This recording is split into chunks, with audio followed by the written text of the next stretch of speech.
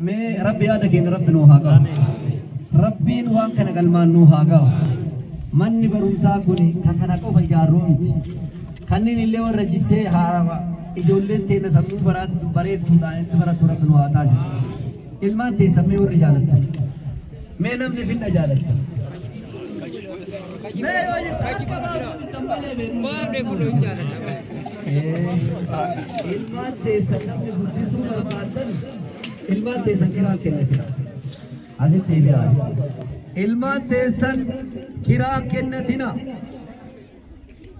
Ilmaan teessan ta'ambaa barsiifataa teessan kiraa horii hambaa tissaa jira. Qur'aanan qaraatu barnootan baratu.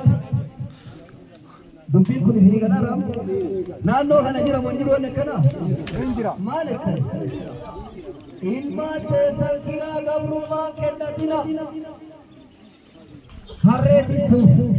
Harreetti sarfoo ambiraati. Jaarikaanii namni martoon fuudhee dandeenye ilmaan keessatti gosoota lamaanii adaabaa lamaanii guddaa baadhataa jira. Jaarika ta'uufii eessa barsiifatan manni barnoota intarnaashinaallii eessa jire warri naannoo gosoota hawwii koo jedhanii manni barnoota gurguddaa biyya keenya haga jarri beektee bi'anii. Tokko akkana waliin deebi'anii dura taa'uuf keessaa barreessaa waan hedduu koreen amaanaa itti kennanii deemaa koreen uffata kan Inturin agaruu ammaaf nu gara sagantaa keenyaatti deebina.